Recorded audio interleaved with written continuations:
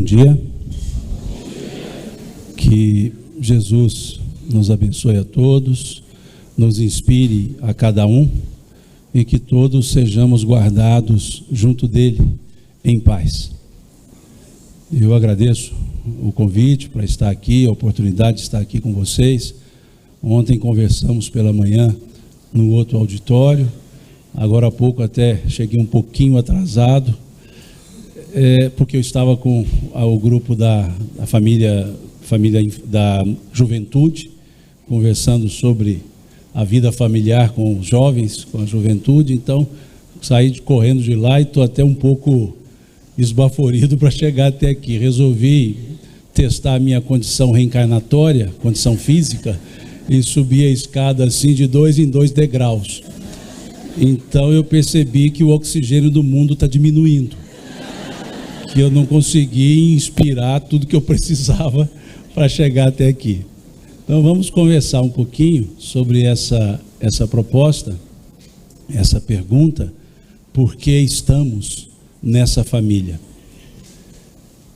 Quando os espíritos trabalharam a lei de sociedade, um dos pontos que eles trabalharam foi a família. Entendendo os espíritos, a partir da questão 774 do Livro dos Espíritos, que a família era um primeiro laboratório, um primeiro ensaio para a vida em sociedade. Disseram os espíritos: quis Deus que o homem vivesse em família, para depois conviver em sociedade. Essa forma trazida pelos espíritos, então, nos mostram que a família é um elemento celular que vai compor, com as demais células chamadas famílias, compor uma molécula chamada sociedade. Por isso é comum dizer que a família é a célula máter, a célula mãe da sociedade. Daí dizermos, por decorrência, que ao analisar a sociedade nós podemos entender a predominância de qual modelo, qual tipo de família nós temos compondo a sociedade. Uma sociedade conservadora, em tese, teria famílias conservadoras em sua maior completude. Uma sociedade liberal teria, em tese, maior número de famílias liberais compondo-a. E assim, quaisquer tipos, quaisquer modelos de sociedade. Aquela ideia de Emile Durkheim de consciência coletiva, mas um pouco invertida.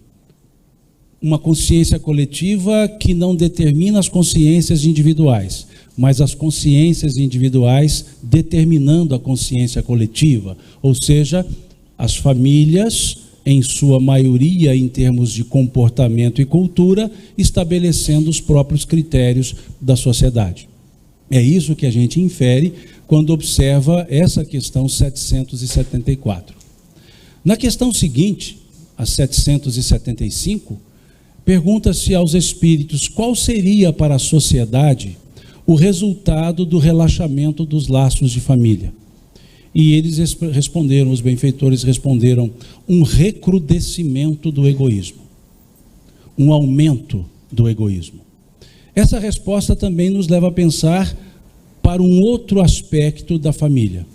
Se o relaxamento dos laços de família representaria um aumento do egoísmo, uma recrudescência do egoísmo, é porque então em família nós devemos aprender o altruísmo. Porque se o relaxamento aumenta o egoísmo, o apertar desses laços diminuirá o egoísmo. O que mostra então que na família nós temos exercícios de individualidades sem individualismos. Que na família então nós compomos uma estrutura de seção, em que todos os membros, todos os componentes da família cedem individualmente para que a família ganhe coletivamente, principalmente aqueles que são os pontapés iniciais da estrutura familiar, né? Os pais e mães, os casais, os cônjuges. A função ou a montagem de uma família não é um contrato de recebimento de benefícios, é um contrato de cessão de esforços, em que o benefício será sempre coletivo. Ganha-se coletivamente pela cessão individual, pelo ceder individualmente, ganha-se sempre coletivamente. Esse é o exercício altruísta, esse é o exercício não egoísta. E é isso então que os Espíritos disseram, que se houvesse o relaxamento dos laços de família, nós teríamos um crescimento do egoísmo. Como queira nos dizer que nós nos formamos num laboratório, numa escola chamada família. É interessante esse raciocínio porque ele foi também corroborado pelo Espírito Emmanuel, quando, na questão de número 110 do livro O Consolador, pergunta-se a Emmanuel qual é na Terra a melhor escola para a educação das almas aqui recém-chegadas. Vejam a pergunta: qual é na Terra a melhor escola para as almas aqui recém-chegadas? E o Espírito Emmanuel ele responde: a melhor escola ainda é o lar. Ele coloca um advérbio de tempo, o ainda. Ainda é o lar. Como quer dizer, olha, prestemos atenção que estamos deixando em segundo plano a melhor escola para a educação das almas recém-chegadas na Terra. Porque a pergunta é essa, das almas recém-chegadas na Terra. E ele diz, ainda é o lar. Depois ele diz, os estabelecimentos de ensino propriamente ditos do mundo podem instruir, mas só a família pode educar. E ele continua, as universidades formam cidadãos, a família forma pessoas de bem. Veja que forma emmanuelina de trabalhar esse conceito para a família.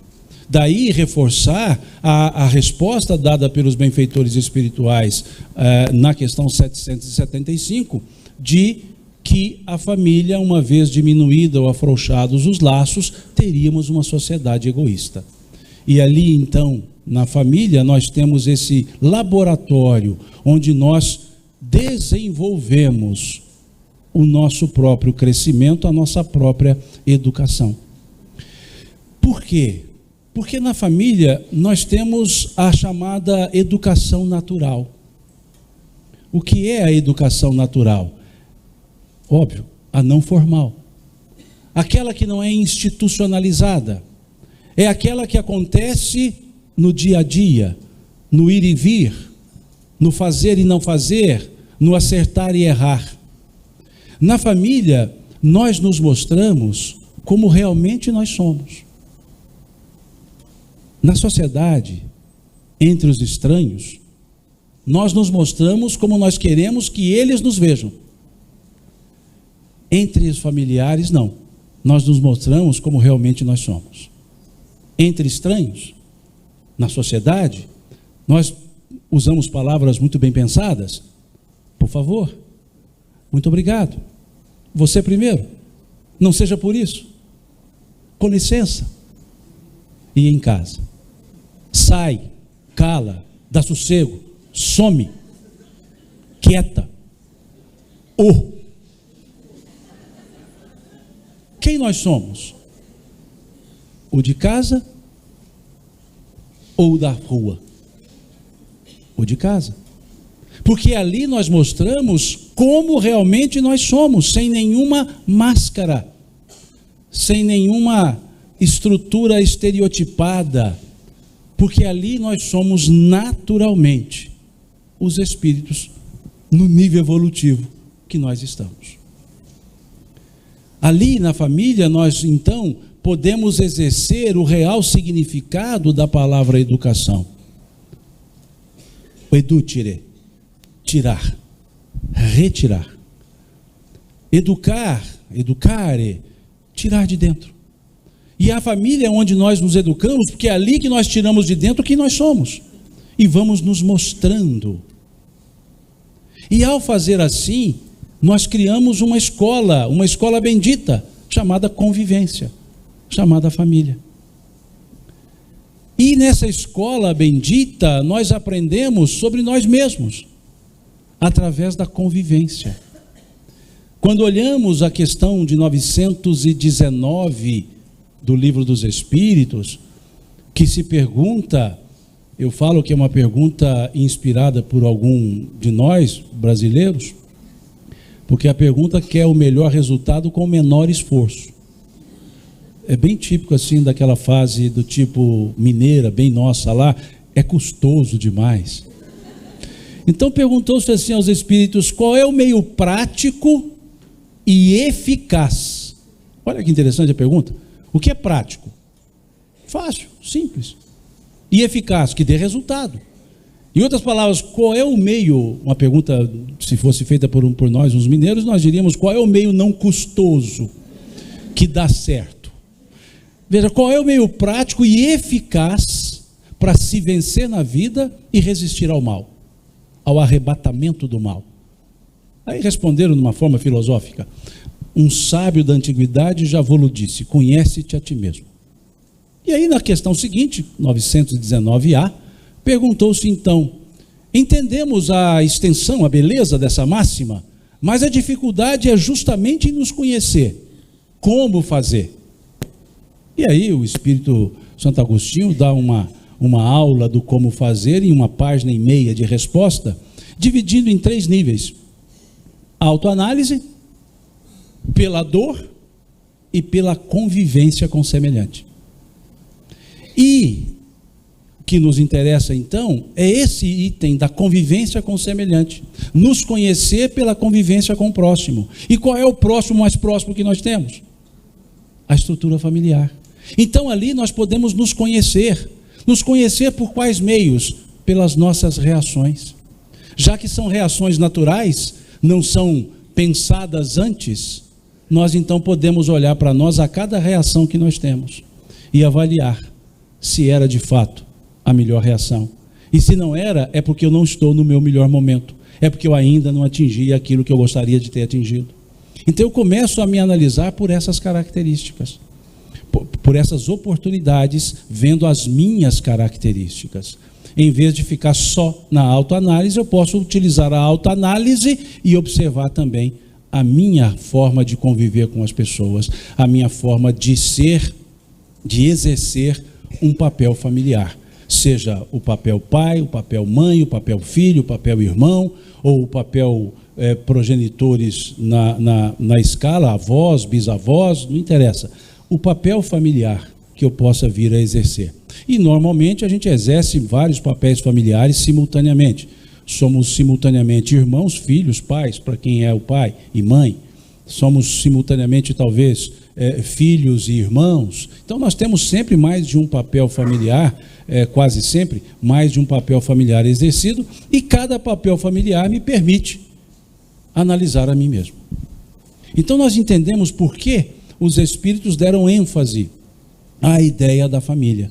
Por que os espíritos deram ênfase à importância da família como escola preparadora das almas recém-chegadas na Terra? E aí nós vamos então nos perguntar, dada essa importância a esse conjunto família, por que então estamos na nossa família?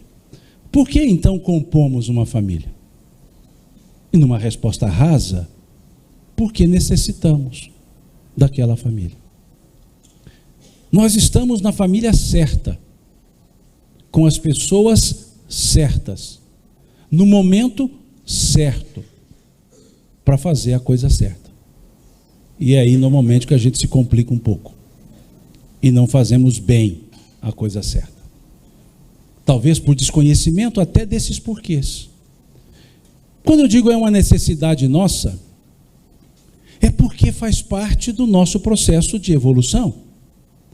Para encarnarmos na Terra até o momento, não há outro mecanismo senão o biológico. Até o momento. Não há outro mecanismo senão a junção gametogênica. gameta masculino, gameta feminino, fecundação, gestação, nascimento. Não há outra forma para isso. E essa estrutura, essa forma, em regra, ou em tese, se assim quiserem, se dá numa estrutura familiar, em tese. Então é a única maneira que nós temos. E aí precisamos refletir então, o que é a encarnação? O que nos leva à questão de número 132 do Livro dos Espíritos. Quando se pergunta aos espíritos qual é a finalidade da encarnação dos espíritos. A pergunta não é a finalidade da reencarnação, essa é a 167. É a finalidade da encarnação. Por que nós temos que encarnar? Somos criados no mundo espiritual, como espíritos que somos, para uma vez evoluídos, vivermos no mundo espiritual. Por que temos então que vir para o mundo material? Por que esse desvio de rota? Porque já não, considerando que somos criados espíritos, não ficamos somente no mundo espiritual? Por que temos que dar uma desviada na rota? É essa a pergunta. Qual a finalidade da encarnação dos espíritos? E os espíritos respondem: Deus vos impõe a encarnação com a finalidade de vos fazer progredir. Para uns é uma prova, para outros uma missão, mas todos estão em condições de cumprir com a sua parte na obra da criação. Vejam a resposta. E observemos o verbo. Não foi dito Deus vos sugere a encarnação. Deus vos pede. Não, Deus vos impõe a encarnação. É uma imposição. Mas então onde fica o nosso livre-arbítrio? Vamos entender a imposição. Os pais, suponhamos, têm um filho, uma filha, 4 aninhos. Essa criança já deve estar com uns quase 15, porque já faz tempo que eu dou esse exemplo. E já faz tempo que eu falo que tem 4 anos, já deve ter beirando uns 15 anos. Ou mais. 4 aninhos. E aí ela se adoece. E vai ao médico, diagnostica, prescreve ali o medicamento, e o medicamento que as crianças adoram, injeção. E aí a criança, 4 anos, sabe o que é isso, e olha para o pai e fala: eu não tomo isso. O pai ou a mãe dizem: toma. Não tomo. Toma. Não tomo. Ai. Tomou. Por mais que ela diga: o meu livre-arbítrio. Tomou.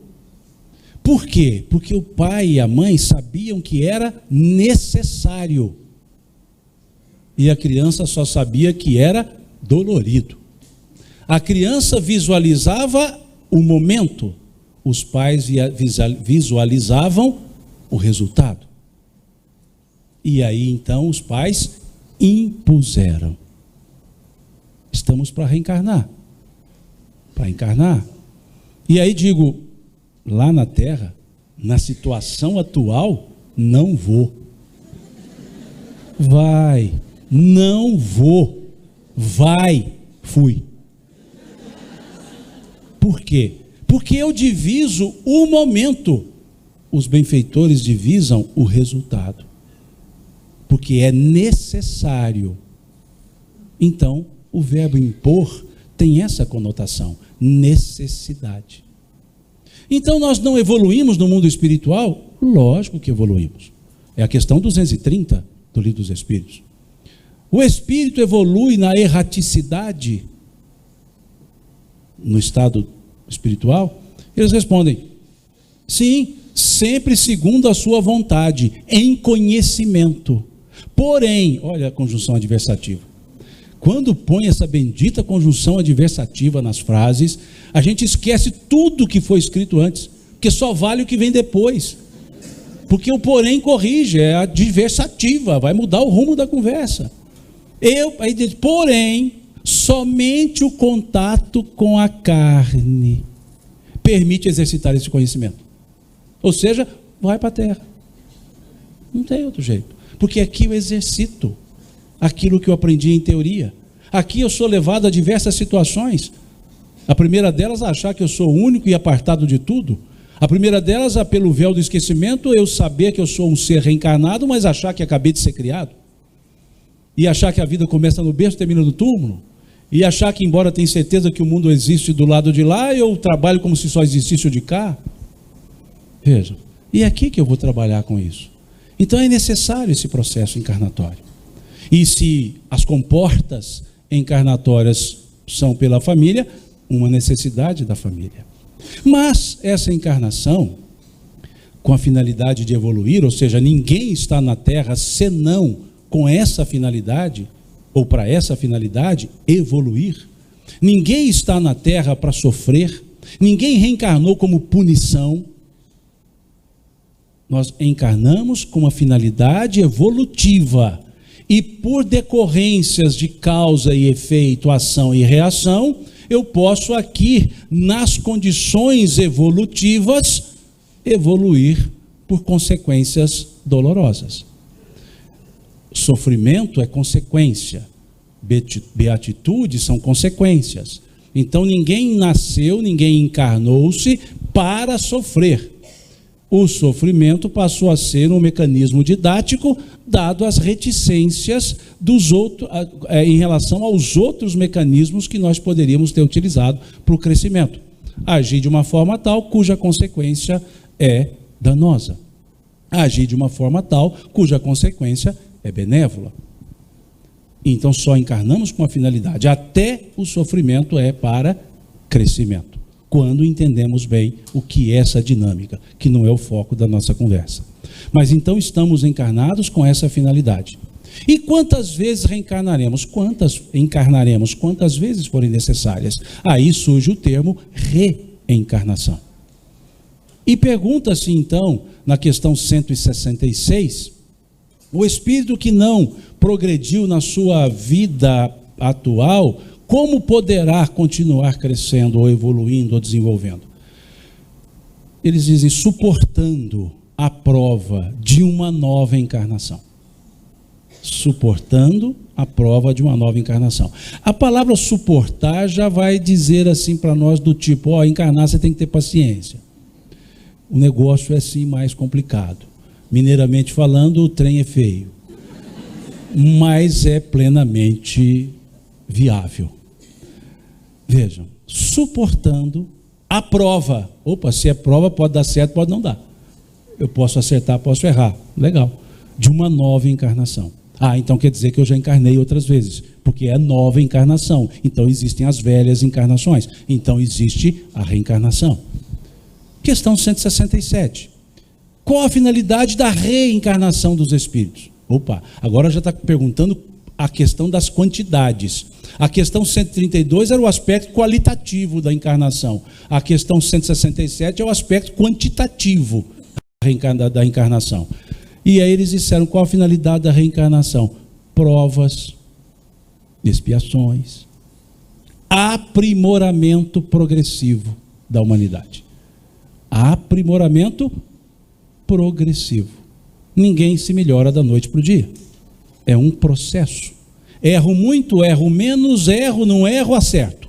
Acerto mais, acerto muito. Processo. Que já é bom. Errava muito, agora só erro menos, já melhorei. Não aos olhos dos outros, mas aos meus olhos sim, porque eu errava muito. Agora eu só erro. Opa, já melhorei de novo. Porque eu errava ainda com certa considerável quantidade. Agora não erro. Para os outros continua ruim do mesmo jeito, você não faz nada certo. Mas eu não faço nada errado, então já evoluí.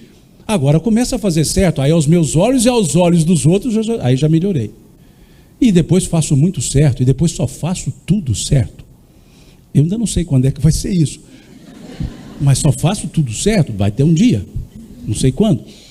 Porque é da natureza evoluir. Questão 133 do Livro dos Espíritos, 124. É determinismo o processo evolutivo. Quando? Não interessa, somos imortais. Então, quanto tempo for necessário. Então vejamos tudo isso para entender que nós estamos no mundo espiritual e precisamos vir para a Terra. Mas como se dá esse processo? Eu venho para a Terra, tudo bem, é do tipo assim, você vai hoje para a Terra. Não, mas hoje não me falaram nada, nem me preparei. Não quer saber, vai hoje. Não, não é assim que funciona. Estou andando no mundo espiritual, quando eu percebi, eu estava aqui na Terra, eu devo ter escorregado e caído aqui. Não, Não é assim que acontece. Como acontece o processo? É um processo de escolha. Nós escolhemos. Nós escolhemos. Simão, você falou que a gente está com as pessoas certas. Então quer dizer que eu escolhi estar com essas pessoas? Você acha que eu escolheria o marido que eu tenho? Escolheu. E implorou. Para poder resgatar. Nós vamos chegar lá no casamento ainda. Por enquanto estamos chegando na terra ainda. Pensemos. Escolhemos. Isso está lá nas questões de 258 a 264 do Livro dos Espíritos. Escolha das provas. E lá na questão 258 pergunta-se: o espírito no estado errante, na erraticidade, no mundo espiritual, tem consciência do que vai lhe acontecer na vida terrena? Aí eles respondem: ele mesmo escolhe o gênero de vida, gênero de provas pelo qual quer passar. Olha que resposta interessante. Eu estou lá perguntando para ver se eu escapo, dizendo: teria eu consciência do que vai me acontecer? Ele fala: mas lógico, você que escolhe. Eu falei: eu? Quer dizer, agora a responsabilidade é minha. E é minha. Veja, ele próprio escolhe o gênero, não os detalhes, o gênero de provas pelo qual deve passar. E esse gênero é atrelado às suas necessidades. Olha que legal. Então quer dizer que no mundo espiritual eu tenho uma visão um pouco mais ampla, é aquela visão de resultado, não a visão de momento. E pela visão de resultado eu entendo que para as minhas provas, para os meus resgates, para sanar as minhas faltas, para desenvolver as minhas virtudes, esse gênero de provas é importante. E um dos gêneros, família. Outro gênero, saúde. E o gênero, família. Então eu escolhi um gênero, vou nascer numa família. E aí na questão 259, pergunta-se, considerando que nós escolhemos o gênero de provas, pergunta-se: tudo o que nos acontece na terra foi por nós previamente escolhido? A resposta dos Espíritos: tudo não é bem a palavra. Escolhestes o gênero, os detalhes são frutos do vosso livre-arbítrio. Ou seja, escolhi um gênero de provas. E eles dizem: o espírito, ao escolher um gênero, saberá a quais arrastamentos estará exposto, mas não saberá se será arrastado ou não. Ou seja, eu escolho um gênero e ali vou avaliar os detalhes em função do meu comportamento. E considerando então que assim fazemos, a questão 260, que eu reputo uma questão muito bem-humorada, porque considerando que nós escolhemos o gênero de prova, escolhemos a família, eles perguntam: como pode um espírito querer nascer no meio de pessoas de má vida? Ou seja, vai ser ruim de escolha desse tanto? Pode escolher e ainda escolhe nascer no meio ruim, no meio de pessoas de má vida? E aí eles dizem: para que possa desenvolver a prova que escolheu. E dão um exemplo. Para que haja analogia nas situações. E exemplificam: aquele a quem é dado o instinto, que traz o instinto do roubo, para domá-lo, necessário se faz conviver com ladrões. Veja que interessante. Ser bom no meio de pessoas boas pode não ser virtude, pode ser consequência. Está todo mundo bom, eu fico sem graça de ser ruim e acabo. Consequência. Agora, no meio ruim, eu me coloco bom, opa, esforço. Veja que interessante. Tem um ditado brasileiro que diz que a ocasião faz o ladrão. Já ouviram esse ditado? Atribuem, dizem, não posso confirmar isso, mas dizem que Rui Barbosa, quando ouviu esse ditado, ele fez uma ligeira correção barbosianamente. Ele diz: a ocasião faz o furto, o ladrão nasce feito. Mais ou menos eu desconfio que ele leu a questão 167 do Livro dos Espíritos, 166, porque o que ele respondeu é justamente essa característica. Nós estamos no meio para o qual trazemos as tendências para domá-las. O ato em si, melhor dizendo, o meio em si não gera o ato, depende da escolha. um mesmo meio pode gerar atitudes diferentes em pessoas diferentes. Um pode cometer um delito, o outro não, e vivem no mesmo meio, mas não têm as mesmas personalidades, as mesmas forças. Então eu estou no lugar certo. Eu estou no momento certo. Eu estou com as pessoas certas.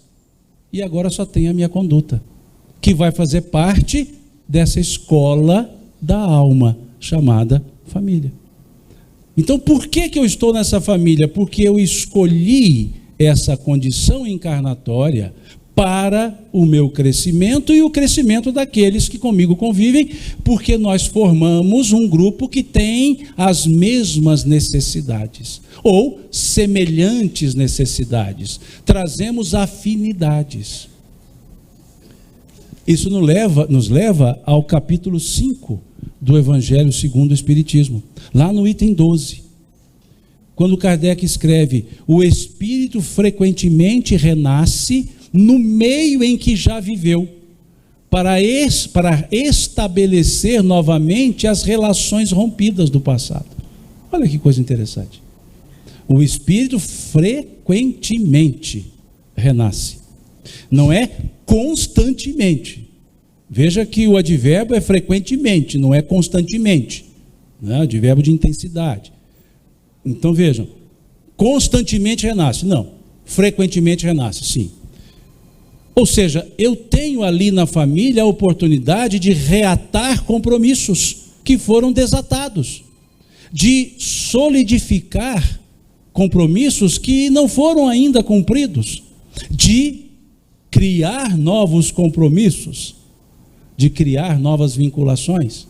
Eu terei na família espíritos afins em termos de convivência anterior, e posso ter espíritos com os quais nunca convivi, mas temos afinidades de provas e propósitos. Por isso o advérbio frequentemente, porque eu posso, em maioria, ter os com os quais já convivi, mas eu posso ter também aqueles com os quais nunca convivi e agora estou criando vínculos, mas nós estamos juntos por afinidades provacionais. Temos as mesmas características e as mesmas buscas de solução. Vejam que escola mais bem estruturada, que laboratório mais bem preparado para nós chegarmos, para nós desenvolvermos-nos nesse processo. É um desafio? É, porque é uma prova. Mas não é um desafio translocado, é um desafio para o qual nós estamos preparados, porque nos organizamos no mundo espiritual. Tá certo, tem os momentos reencarnatórios compulsórios, que não é objeto da nossa conversa, mas isso vamos colocar que são as exceções. Em função da reticência ao processo de melhoramento, acaba tendo ali umas imposições mais impostas, né? Tem ali umas bezetacis de vez em quando, né? Que dói um pouco mais, mas isso é a exceção. Em regra, é um processo construído por nós e os benfeitores espirituais. Aqueles prepostos do Criador que vão nos orientando nesse processo de escolha e vão depois nos orientando, uma vez já chegados à Terra. Os nossos espíritos familiares, os nossos espíritos protetores, o nosso mentor que seja, temos ali esse acompanhamento. Está certo que do lado de lá é um acompanhamento mais ostensivo. Estando de cá e eles de lá, é um envolvimento um pouco mais sugerido. E a gente tem que abrir os ouvidos para captar esses ensinos, que muitas vezes não estão lá nos ouvidos, estão naqueles impulsos do não devo fazer e acabo fazendo, ou do devo fazer e acabo não fazendo. Aquela vozinha dizendo, olha, pensa melhor. E a gente acaba não pensando. Ou seja, são os acompanhamentos que nós temos. Vezes há que saímos do corpo pelo sono e eles nos orientam. Olha, você está desviando o acordo feito. Não era bem por aí. Tudo bem. E nós vamos então desenvolvendo aqui na Terra. Nunca estamos sozinhos ou desamparados. Essa estrutura familiar, então, ela começa a ser construída. lá no mundo espiritual, naquele acordo. Olha, vamos nascer, daqui a pouco eu vou nascer primeiro, depois você seu pai, você sua mãe. Olha, nós vamos estar juntos, você vai ser meu filho, não, você vai ser meu irmão. A gente organiza ali, beleza. E aí a gente reencarna. E aí temos a estrutura, vamos chamar convencional, não é só para fins didáticos, o casamento. Só para fins didáticos, porque eu não olho o casamento no sentido instituição. Olha, o casamento dentro daquele princípio que está na questão 695 do Livro dos Espíritos. O casamento, isto é, a união entre dois seres, permanente entre dois seres, é contrária à lei natural? E eles respondem, é um progresso na marcha da humanidade. Veja que interessante, não é um casamento no sentido institucional, no sentido de união de dois seres que têm propósitos de crescimento. É contrário à lei natural as pessoas se afinizarem pelo afeto? Dois seres se afinizarem pelo afeto? É natural. E essa afinização pelo afeto, buscando a formação familiar, dizem os espíritos na resposta, é um progresso na marcha da humanidade. Porque antes essa junção não era união, era apenas para a perpetuação da espécie, para a conservação, quase que instintos como os animais utilizam. Mas na estrutura chamada união permanente entre dois seres, podemos dizer convencionalmente casamento, convencionalmente somente, casamento é mais do que perpetuação da espécie, é mais do que conservação, é a afeição. Não é mais o instinto, é o sentimento, é a afeição. Então eles dizem, é um progresso na marcha da humanidade. Na questão seguinte, 696, pergunta-se qual seria para a sociedade o resultado da abolição do casamento. Volto a dizer, não é o casamento institucional, não é isso não. União estável, está tudo no meio, tá? Veja, qual seria para a sociedade o resultado da abolição do casamento? Eles responderam, o retorno à vida animal. Ou seja, viver de instintos e não de afeição.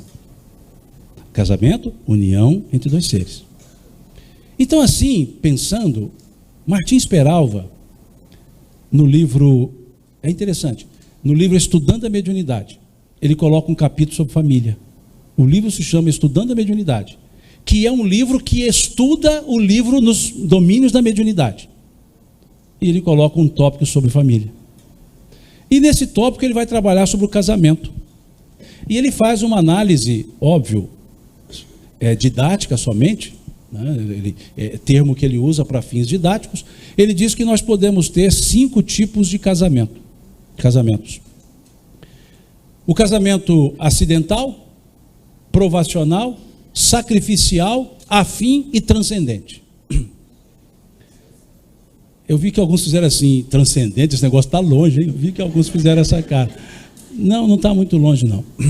É algo assim, possível. Improvável, mas possível, né? Não, brincadeira. Lógico, é um termo didático que ele usa, talvez acidental não deveria ser a palavra mais indicada, mas é o termo que ele usa e é para fins didáticos, tranquilo. O que seria o casamento acidental? Aquelas almas que se programaram no mundo espiritual para se casarem, se consorciarem. E aí o Joãozinho veio, a Mariazinha veio, e eles combinaram que o Joãozinho ia se casar com a Mariazinha, só que aí apareceu a Luluzinha antes. E ele bateu o olho ali na Luluzinha, e ali olho no olho, não só no olho, e acabou se encantando. E naquela paixão se casaram. Ou a Mariazinha encontrou o Zezinho, e da mesma forma a paixão veio e se casou. Então ele quer dizer que esse casamento acidental é o livre-arbítrio que nós exercemos uma vez encarnados, e não levando em consideração talvez uma análise maior de sentimento. Fomos ali fruto do imediatismo. Casou-se pela beleza física. Eu fico imaginando, se a minha esposa tivesse casado comigo pela beleza física, eu já tinha separado de mim há muito tempo, porque durou só o prazo do casamento. Porque a gente tende, o homem, eu não sei porquê, com exceções raras, mas tem, vira um colchão amarrado depois, né? Então assim, aquele casamento que é atraído pela beleza física acaba complicando um pouco. O casamento fruto só da carência, o casamento por fuga, são os que eles chamam de acidental. Não está ali na minha programação, mas a primeira oportunidade que tenho eu dou um jeito de escapar, né? E acabo me casando, como se fosse uma solução para os problemas, né? Do tipo, seus problemas acabaram. Não. Talvez começaram nessa circunstância, de fruto de decisões apaixonadas, passionais, vamos dizer assim, né? Não apaixonadas, passionais, fruto só de sentimentos superficiais. Porque é uma pergunta interessante: quanto tempo dura um casamento? Quanto tempo durar o motivo que levou a casar? Nós, quando se separam os casais, nós não olhamos por que se separaram, nós olhamos é por que se casaram. Porque quando acabar o motivo do casamento, acaba o casamento. Quem se casou por beleza física, a hora que ficarem dois feios, está acabado o casamento. Ou um deles ficar, acaba o casamento. Quem casou por necessidade financeira, ou seja, por um investimento, quando tiver abastecido, acabou o casamento. Quem casou por carência, não estando mais carente, para que vai ficar casado? Quem casou-se por fuga, se sentindo já seguro, porque vai continuar casado? Quem casou por sentimento do amor, vai continuar casado. Então, quanto tempo dura? Quanto tempo durar o motivo? Então, esses motivos são os que ele chamou esses superficiais, são o que ele chamou de casamento acidental.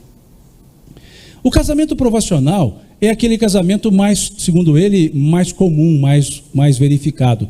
Duas almas devedoras que se sentem credoras e se casam para ajustar os seus compromissos. E aí o se sente credor é que é o problema, que cobra sendo devedor, e o outro também cobra sendo devedor. E em casamento não tem como fazer quitação recíproca. Quem deve paga, e o outro que deve também paga. Mas nenhum dos dois recebem. Simplesmente doam. E os dois, coletivamente, recebem. É o casamento provacional, que tem ali o campo da prova, do gênero, a vida familiar. E tem ali uma necessidade de estarem juntos. Aí sim, é o Joãozinho e a Mariazinha. É o Joãozinho e o Joãozinho, é a Mariazinha e a Mariazinha. Não me interessa. Aqui não estamos trabalhando gêneros, estamos trabalhando afeto. Por isso, lá na questão 695, foi união permanente entre dois seres. Para a gente depois pensar, não é objeto da conversa e nem de controvérsia, pelo amor de Deus. Apenas para pensarmos, o casamento pelo afeto, a união pelo afeto. E assim, o casamento provacional, teremos altos e baixos, talvez mais baixos no início, depois mais altos, e assim teremos a harmonia e a estabilidade. O casamento sacrificial é aquele casamento em que uma alma avançou mais do que a outra, e até não precisaria se consorciar pelo aspecto provacional, mas aquela alma amorosa e bondosa diz: não, eu vou encarnar-me e vou me consorciar com essa outra alma para ajudá-la a evoluir. Eu sei que as mulheres estão pensando, esse é meu tipo de casamento. Eu percebi isso. Eu percebi em alguns cutucões que eu andei vendo por aí. Esse é meu tipo de casamento.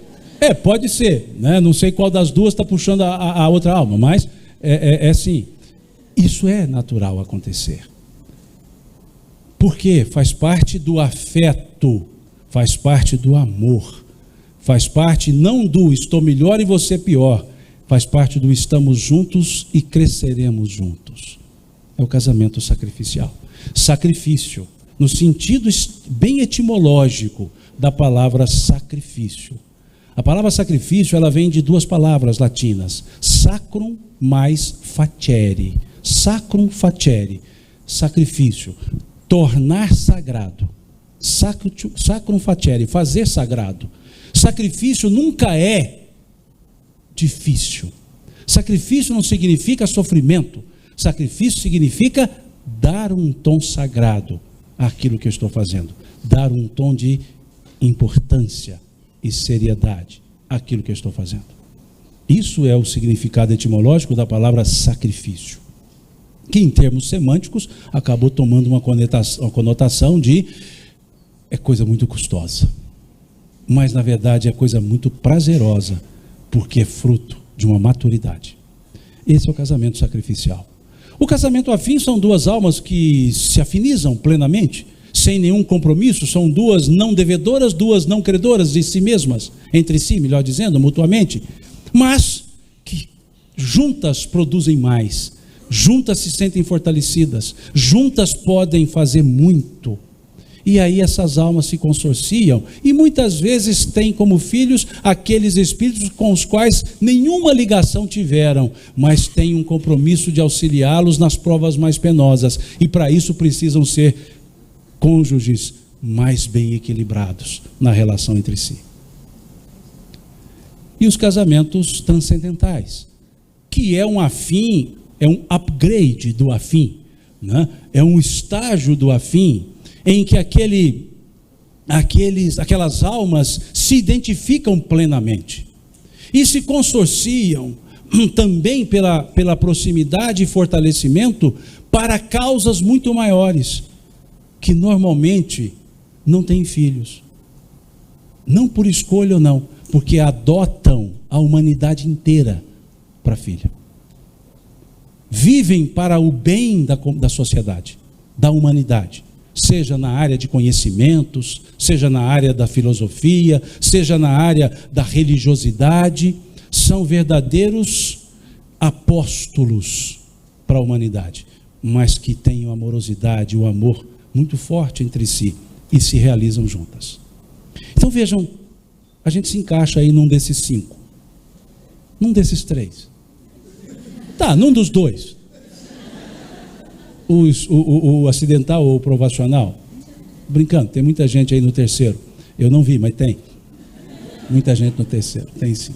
Então veja, esse é o casamento, e essa questão muito interessante, por que então os Espíritos foram dizer, é um progresso na marcha da humanidade. E aí então nós nos perguntemos, por que nós nos casamos? Por que nós nos procuramos? E como nós estamos? Por quê? Porque se fez parte das minhas escolhas, é a coisa certa que eu fiz? E como está essa coisa certa? Continua caminhando certo? Temos ali uns reveses, legal, faz parte da coisa certa, os reveses também. Nós temos aí umas dificuldades, fazem parte essas dificuldades da coisa certa também. Tem dia que eu não aguento nem olhar, não, mas faz parte da coisa certa também. Por quê? Porque é importante esse casamento, para que essas duas almas aprendam a dividir espaços, aprendam a viver em 2, para depois ceder um espaço para viver em 3, ou em 4, ou em 5, ou em 12. Ou seja, o casamento é esse exercício. Por exemplo, a noiva, ou seja, os cônjuges vêm de famílias diferentes, cada um com hábito diferente, cada um com uma cultura familiar, antropológica diferente, e vão juntarem-se para formar uma terceira cultura, um terceiro hábito. Vejam que interessante. E sem perder as suas individualidades. É um exercício não muito fácil. Sem perder a minha identidade, criar uma identidade comum. E o outro cônjuge, da mesma forma, sem perder a sua identidade, criar uma identidade comum. Isso é concessão de...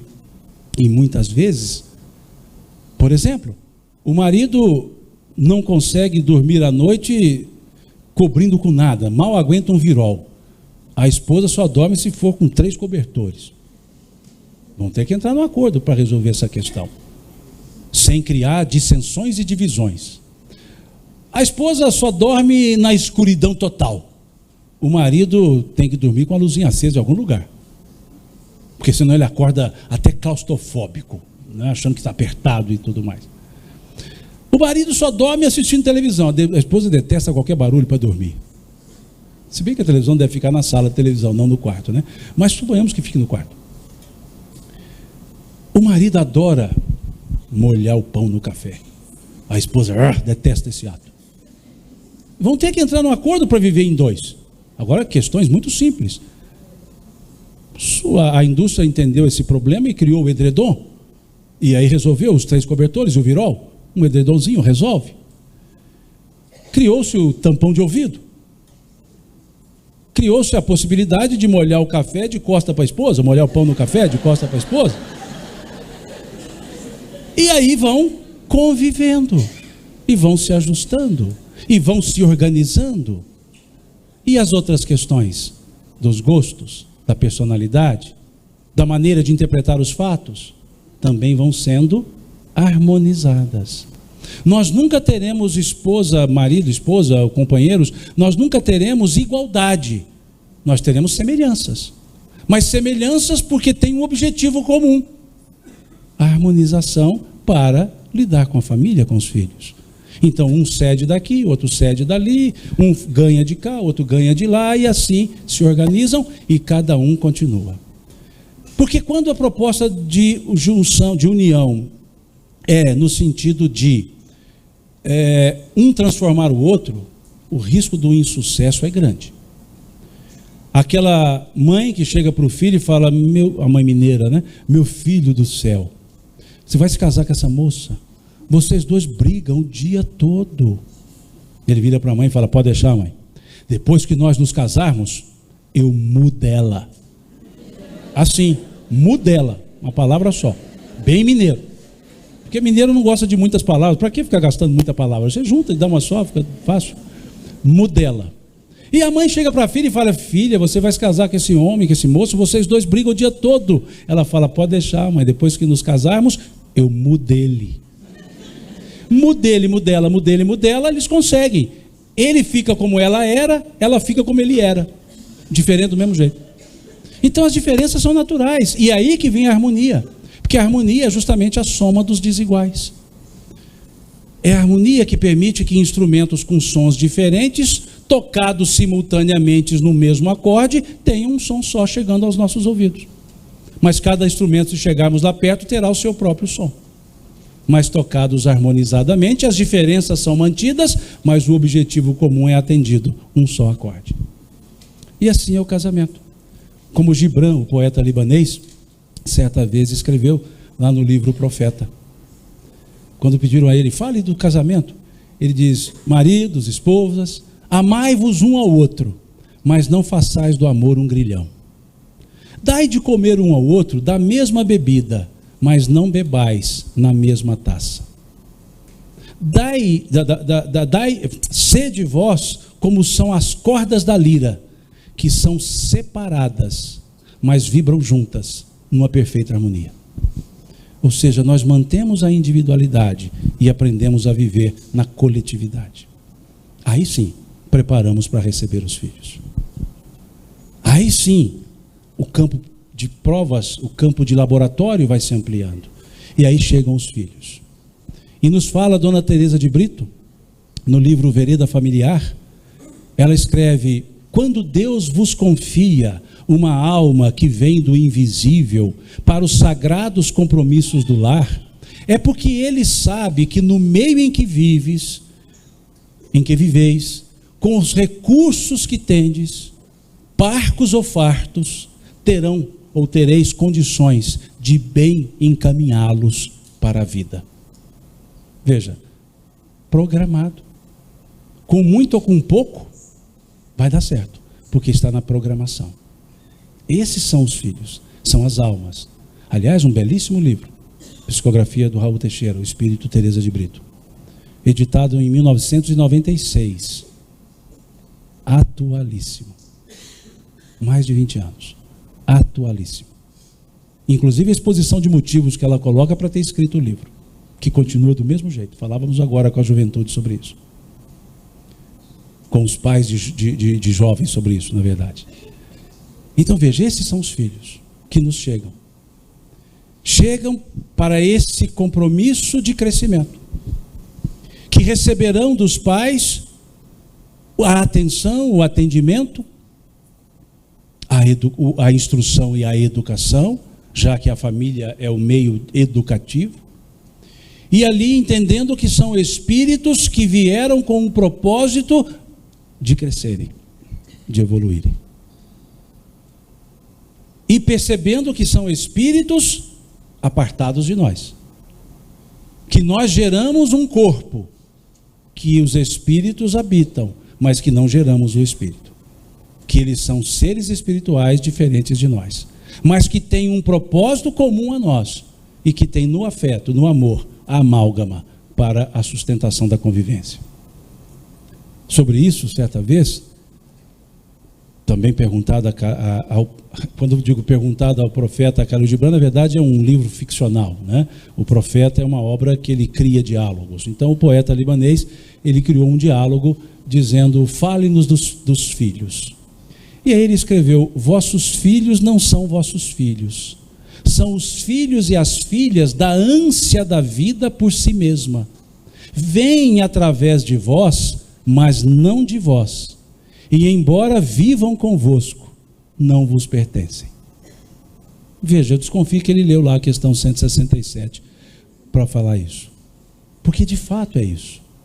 São nossos filhos numa forma didática, mas na forma absoluta são espíritos apartados de nós mesmos, que por nós vieram, mas não de nós vieram. Que nós formamos o corpo e somos responsáveis pela edificação da personalidade ou pelo ajustamento da personalidade, mas não somos os donos.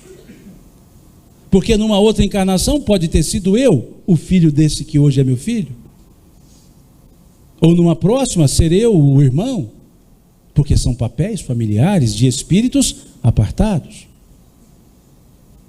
Então esse conjunto é o chamado filho, que recebemos de corações abertos, mas com o viés de educadores.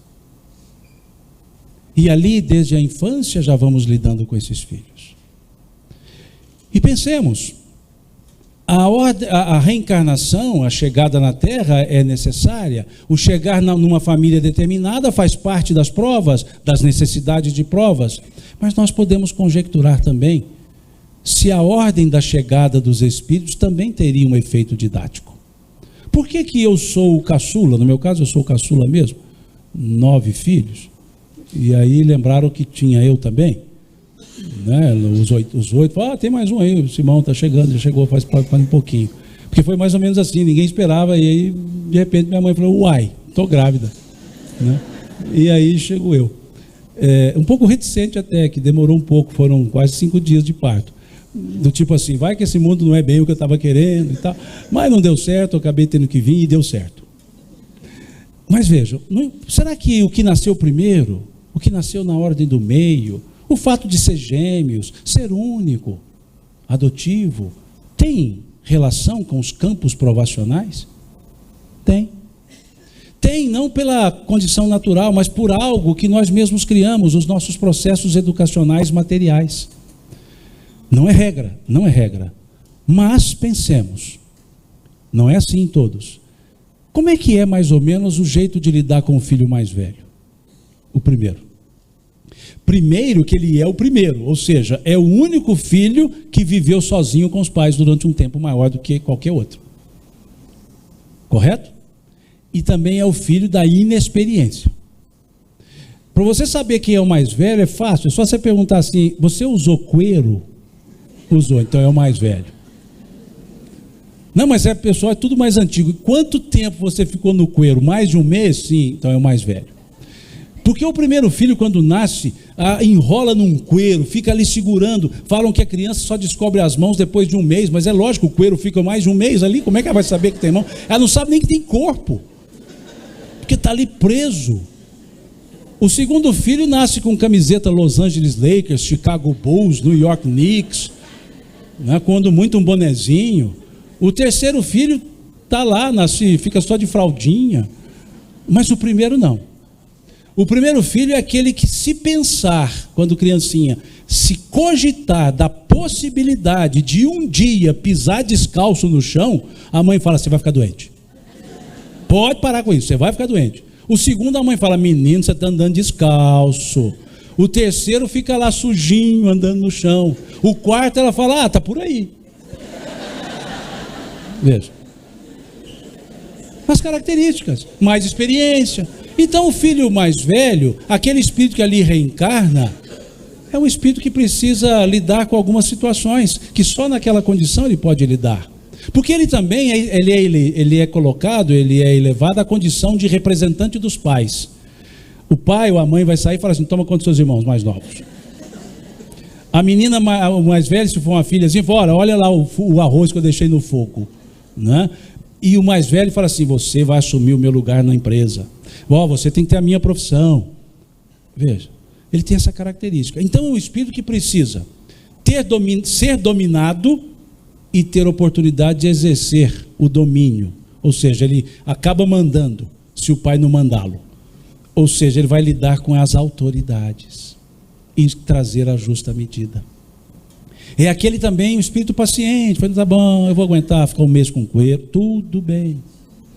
É aquele que tem uma relação um tanto mais formal, não no sentido absoluto, com os pais. É um filho que, se a mãe está recebendo visita na sala, ele chega correndo, a mãe olha com o canto do olho, ele sai caladinho. Pode até não ser muito inteligente, mas é dedicado. Se tiver que estudar a lição, ele estuda. Pode até não entender, mas estuda. Se tiver que fazer, ele faz. É a característica. Então tem um porquê de ser aquele espírito. Imaginemos na nossa família se o caçula fosse o mais velho. Tadinho dos outros. Se o mais velho fosse o caçula, todo obediente, tadinho dele. Características. Imaginemos o filho do meio. Vamos fazer uma família mais curta aí, só com 3 pessoas. O filho do meio. Qual é a característica? Normalmente a gente diz que o filho do meio é o filho da comparação. Seu irmão mais velho na sua idade já tinha passado de ano. O seu irmão mais velho na sua idade já trabalhava. O seu irmão mais velho na sua idade tinha esse negócio de ficar saindo à noite, não. E ele olha para o irmão mais velho. E qual é a característica? Em tese, ser o oposto do mais velho. Porque só se compara o semelhante. Se eu for diferente, não vai ter comparação. O filho do meio é aquele que a mãe está recebendo visita na sala, ele chega correndo, a mãe olha com o canto do olho e fala, por que você está me olhando desse jeito? Já é um pouco diferente. O mais velho, a mãe chama atenção e ele quieta. O do meio fala assim, no stress. Pega leve. Pô, mãe, ajuda aí. Pronto. Tem uma característica um pouco mais extrovertida, por quê? Porque todos os filhos buscam a mesma coisa na mesma fonte, serem amados pelos mesmos pais. E cada um tem o seu jeito de buscar o amor. Cada um tem o seu jeito de se colocar em evidência. E o caçula? O caçula a gente conhece só perguntando assim, tem apelido? Tem. Manteve apelido para a vida inteira? Manteve, é caçula. Óbvio que eu não vou contar o meu, óbvio. O caçula é sempre o inho. Vamos chamar o Joãozinho, aí chegam 2 metros de Joãozinho. O caçula, ele não tem a integridade do mais velho, ele não tem a ginga do meio, então ele tem o jeitinho do caçula. É aquele que para ser amado e para amar tem que pegar. Não tem jeito. Ele adora um colo. Se a mãe está lá esquálida, já custando aguentar carregar o seu próprio corpo, aquele Joãozinho de 2 metros olha ali e fala, não aguenta, eu vou sentar ali. Quando vai abraçar, ele abraça e não quer largar. O mais velho abraça com os braços destendidos assim. A gente vai abraçar e está assim. O do meio abraça, ele só faz assim e já está saindo, né? Ele abraça fazendo assim, né? E o caçula não, você abraça e ele aconchega. É paciente. A mãe chega com o presente, ele fala, que isso? É um tênis. Ele fala, oba, vou ganhar o do meu irmão. Porque ela sabe que aquele tênis é para o mais velho. Aí o mais velho vai passar o outro do meio. E o do meio vai passar para ele, aquele pequenininho. E ele está acostumado com isso. Eu já te vi, né? Fala, não, essa camisa não era do seu irmão, agora é minha.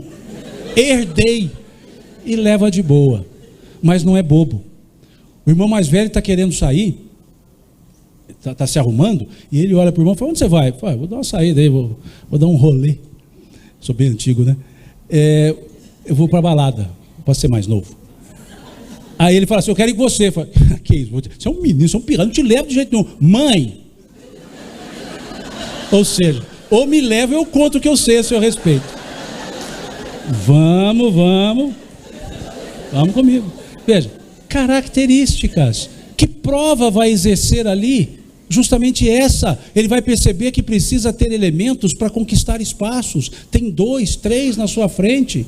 O do meio vai perceber que ele tem pessoas com as quais ele precisa se preocupar, pessoas das quais ou ele depende, E aí tudo são elementos provacionais.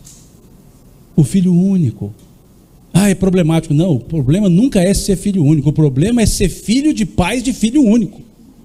Porque o problema são os pais que acabam achando que ele é único no mundo e não na família. E aí o mundo todo fica aos pés dele. Só que depois ele vai para a escola e vai encontrar um monte de outros filhos únicos, que vai dar um probleminha de divisão de espaço. Eles vão sentar e falar assim, um tratado de Tordesilhas de novo. Essa parte do mundo é sua, essa parte do mundo é minha. Porque não perceberam que estão ali sozinhos para justamente aprender a dividir sem ter para quem. Porque sempre aprenderam a concentrar, mas precisam de uma atenção exclusiva. E nem sempre observamos isso no processo educacional. Os filhos gêmeos, almas muito afins, almas semelhantes, tão semelhantes que estão juntos. Num processo encarnatório, o óvulo lá vai um óvulo só, vamos de uma vez. Porque aí a gente vai, vamos dois. Se é univitelino, não univitelino, não interessa. Mas tem características. E são almas que precisam se amar, que amam-se muito, mas precisam entender que têm vidas paralelas, que têm vidas um pouco separadas, que precisam se realizar sozinhas, mesmo amando incondicionalmente a outra, mas precisam ter caminhos próprios. E aí os pais recebemos os filhos gêmeos e já começamos de uma forma meio truncada. Colocamos o nome, parecendo dupla sertaneja, Joelso e Joilson. Põe João e Manuel, mas já cria proximidades. A roupa, igualzinha. Você olha assim, faz assim para ver se não está tendo dupla visão. Iguaizinhos. E aí chegam na escola, já começa a brincadeira. Você é você ou seu irmão? E começam as brincadeiras, os constrangimentos. Por quê? Porque o processo é para dizer, olha, vocês são almas muito afins, vocês são amigas, almas amigas, vocês são perfeito, mas vamos construir cada um a sua estrutura, sabendo que pode contar com o outro. Tudo é didático. Todo o processo encarnatório é didático. O filho adotivo, e muitas vezes diz, mas eu sou adotado. Não, você foi duplamente escolhido. Escolhemos no mundo espiritual e ainda escolhemos de novo depois que estava aqui. Você nos escolheu lá e nós confirmamos aqui, duplamente amado. Necessário estar junto para esse processo de convivência, para lidar até com alguns pendores de rejeição natural. Veja, tudo é didático e tudo se resolve com o amor. Tudo se resolve com equilíbrio. E o amor em família é importante para entendermos que o amor tem alguns tipos. Que o amor, no sentido pleno, seria um só, o ágape. Mas nesse amor familiar, que é o amor fíleo, nós temos algumas características. Temos um amor de doação, amor de recepção, amor de concorrência, amor de compensação. Amor de doação, amor materno. A mãe, o pai, o amor paterno, só ama, doa, não pede de volta. Nasce o primeiro filho, os pais amam. Nasce o segundo, amam. Nasce o terceiro, amam. Nasce o 28º, amam. Do mesmo tanto. Não do mesmo jeito, porque cada um tem o seu jeito de ser amado, como vimos. Mas ama do mesmo tanto. Um filho mora fora, está vindo de viagem, passar um tempo em casa, a mãe fala assim para o filho, para o outro, você que está aqui sempre, eu te amei muito, me devolve um pouquinho para eu passar para o seu irmão que vai fazer falta. Não, o amor materno e paterno é como aquela cornucópia grega da mitologia, sai alimento e nunca acaba, sai amor e nunca acaba. É um amor que nunca está preocupado em pegar de volta. Olha filho, eu te amei tanto, agora me ama também. Não, se é amada, se é sentida amada ou não, continua amando do mesmo jeito. Um pouco triste porque queria receber um amorzinho, mas continua amando. O amor de recepção é o amor de filhos. Só gostam de ser amados. Amam também, mas do tipo assim, nas horas vagas. Porque o negócio é ser amado. É um amor característico de recepção. E por mais que amem os pais, não conseguem entender a extensão do amor dos pais para com eles. Porque o amor é de gratidão na volta. E o amor do pai e da mãe é de doação. Então aquele amor é característico de recepção. Eles até entendem depois, quando tornam-se pais e mães, o que é o amor de doação. E aí querem até devolver o amor que receberam. Mas muitas vezes os pais já foram até mesmo devolvidos para o mundo espiritual. Então a natureza é recepção. Quanto mais se sentem amados, melhor eles se sentem. E aí tem o amor de concorrência, que é o amor entre irmãos. São concorrentes, não são adversários. Concorrente corre na mesma direção e no mesmo sentido. Adversário corre na mesma direção e em sentidos contrários. Então são concorrentes, correm juntos, em linhas paralelas, cada um na sua, para o mesmo objetivo. De forma tal que aquela concorrência é para buscar o quê? O amor de recepção, o amor que vem da mãe, o amor de doação. Cada um tem o seu jeito de buscar o amor. Então aquele busca pegajosamente, integralmente, jeitosamente, mas é uma maneira de buscar o amor. E aí chega um irmão conversando com um amigo e fala assim, mas o meu irmão é chato demais. Não, mas o irmão chato. Aí o amigo fala, não, mas ele é chato mesmo. Aí o irmão fala assim, por que você está falando que ele é chato? Não, porque você disse que ele é chato. Oh, mas ele é meu irmão, não é seu. Ou seja, eu posso chamá-lo de chato, mas eu o amo. E você não tem o direito de fazer isso, brigo com você. Veja, amor de concorrência. E o amor de compensação, que é o amor conjugal. É aquele amor que para sair precisa chegar. A esposa ou o marido chega para o companheiro ou companheira e diz assim, ô benzinho, hoje você não disse que me ama. Você também não disse. Quer dizer, me ama que eu amo. É aquele amor que tem que ser retroalimentado. Eu te amo, eu também. Eu te amo, eu também. Ah, mas eu sempre falo primeiro. Agora você fala primeiro. Eu te amo, eu também. Ou seja, é o amor de compensação. Eu preciso saber que sou amado para garantir que posso amar. Então, esses amores todos convivem na família. Essas características de amores todas estão na família. E o que vai harmonizar isso? O afeto, a amizade. Não no sentido colega, o sentido profundo do amor ágape, da amizade. Que até o Cristo nos disse isso. Já não mais vos chamo servos, porque o servo não sabe o que faz o seu senhor. Tenho-vos chamado amigos, pois tudo quanto recebi do meu Pai vos tenho dado a acontecer. A amizade é gratuita. A amizade não cobra. O marido ou a esposa viajam, ficam aí uns 5 dias fora e no 5º dia lembram de ligar para casa. E aí liga o marido para a esposa, ou ao contrário, e quem atende fala assim, por que você está me ligando somente agora? Depois de 5 dias. Aí liga para o amigo e fala, que bom que você está me ligando agora. A amizade nunca exige, nunca cobra. A amizade é aquilo que diz assim, gosto de você assim como você é. Que é uma letra de música, inclusive. Pode me amar assim como você quer. Quero ter você e não quero saber, pois se assim não fosse, como poderia ser? De outro jeito, abraço os teus defeitos. Gosto dos seus olhos do jeito que me olham. Seja assim tão sua, mas me ame sempre igual, em casa ou na rua. Deixe que o vento penteie seus cabelos, mas faça dos meus olhos para sempre o seu espelho. Deixe que a noite traga a canção, mas deixe que eu te guarde no meu coração. Essa é a amizade.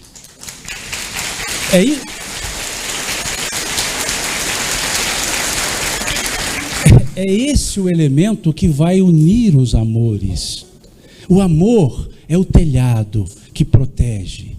A amizade é o alicerce que sustenta o amor. Para que o amor não seja egoísta, para que o amor não seja exigente. Não estou me referindo ao amor ágape, estou me referindo ao amor que nós vivemos no dia a dia. O amor filho, o amor estorge, o amor eros. O ágape é aquele amor do Cristo. O ágape é aquele que João escreve, e Deus amou o mundo. Esse é o ágape, que é a amizade e o amor tudo misturado. É aquele amor cantado pelo apóstolo Paulo no capítulo 13 da primeira carta aos Coríntios. O amor não se ensoberbece, o amor não se ufana, o amor não arde em ciúmes, o amor tudo ama, o amor tudo entende, o amor tudo abraça. Esse é o amor ágape. Mas os nossos amores do dia a dia são os amores camonianos. Aquele amor lá cantado, decantado no poema de Luís de Camões, lá do século XVI, que ele escreve um poema belíssimo, Cântico ao Amor.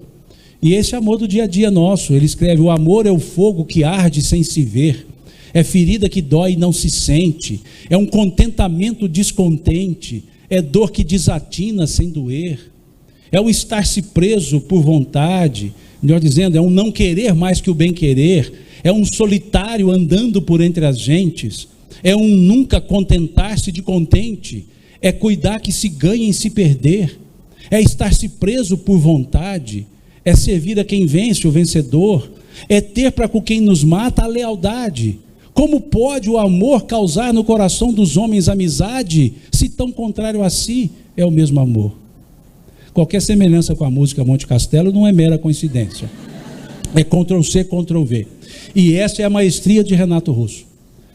Ele percebeu o amor ágape em Paulo, percebeu o amor eros em Camões e juntou os dois para dizer: quando estamos encarnados confundimos tudo e achamos que amamos e estamos apegados, então que pensemos bem nesses amores. E é isso que nós chamamos de amizade, é o que tudo isso cria a amálgama em tudo isso, é o que une tudo isso e que dá então o equilíbrio para que nós de fato transformemos nossas famílias nos laboratórios de crescimento espiritual, nas escolas de preparação da alma. E por fim, ela já fez um sinalzinho assim, do tipo, não mais 5 minutos, para. Então, para a gente meditar um pouco, já falei essa parábolazinha em outros locais, mas pensemos. Há uma parábola que diz que um pintor queria pintar um quadro. E ele queria pintar o último quadro da sua vida, a sua obra-prima. E ele queria dar um título a essa obra-prima de A Coisa Mais Bela do Mundo. E ele então pensou, buscou inspiração, mas ele não conseguia colocar numa tela uma imagem que pudesse ser vista e entendida como a coisa mais bela do mundo. Ele então saiu de casa e foi buscar inspiração, caminhando pela rua, e se encontrou com um poeta. E aquele poeta, uma pessoa sensível, observou ali aquele homem, aquele pintor, e se aproximou e disse: olha, você está preocupado, sua feição é de preocupada, o que se passa? Ele diz: não, é que eu sou um pintor, quero pintar a minha obra-prima, o último quadro da minha vida, e quero colocar nesse quadro a coisa mais bela do mundo. Eu não consigo uma inspiração para materializar no quadro a coisa mais bela do mundo. O poeta olhou, riu e falou assim: olha, então eu vou te indicar. A coisa mais bela do mundo é o amor. Porque o amor abre os corações, o amor aproxima as pessoas. Pinte o amor. Ele disse: olha, realmente, o amor é a coisa bela do mundo. O poeta foi embora e o pintor ficou com um problema. Como materializar o amor numa tela? Que imagem ele colocaria que olhasse e era o amor? E continuou preocupado. Encontrou-se com um sacerdote. E esse sacerdote, vendo a preocupação daquele homem, e perguntou a ele o que aconteceu. E ele contou: olha, eu quero pintar um quadro da coisa mais bela do mundo. Encontrei-me com um poeta e ele me disse que a coisa mais bela do mundo é o amor. Então eu quero pintar o amor, que eu concordo, mas eu não consigo colocá-lo na tela. O sacerdote sorriu e disse: olha, o amor é uma coisa belíssima, mas a coisa mais bela do mundo é a fé. Porque a fé é justamente a crença no amor. E a fé, sendo a crença no amor, a fé constrói. Pinte a fé. Ele disse: olha, realmente, a fé é uma coisa bela no mundo. E ficou com 2 problemas. Como pintar o amor? Como pintar a fé numa tela? E caminhando ele se encontrou com um ex-combatente de guerra. E esse ex-combatente de guerra, observando aquela feição preocupada, se aproximou e fez a mesma pergunta: o que está acontecendo? E o homem disse: é que eu quero pintar o quadro da coisa mais bela do mundo. Encontrei-me com um poeta, ele disse para pintar o amor. Encontrei-me com um sacerdote, ele pediu que eu pintasse a fé. E eu não sei como materializar isso. E ele disse: olha, o amor e fé são coisas belíssimas no mundo, mas a coisa mais bela no mundo é a paz. Pois a paz é a demonstração viva do amor através da fé no ser humano. Pinte a fé, pinte a paz. E ele então voltou para casa com 3 problemas. Como pintar a coisa mais bela do mundo sendo o amor, a fé e a paz? Quando estava se aproximando da sua casa, ele olha no portão e vê a sua esposa. E vê seu filhinho, criança. E ali ele se aproxima, a esposa lhe olha com ternura, e ele percebe no olhar da esposa o amor. Aquela criança insegura abraça-o e se sente segura. Ele encontra no abraço do filho a fé. E entram os 3 para casa. E em casa, dentro do lar, ele sente a paz. vai para o seu ateliê e pinta o quadro a noite toda. No outro dia, ele chama a sua esposa e seu filho, descerra o quadro e lá está minha família, a coisa mais bela do mundo. É isso que é a família para nós. A coisa mais bela do mundo, porque está na estrutura das leis de Deus, para o nosso crescimento e para o aprendizado do amor. Deus lhes pague pela atenção.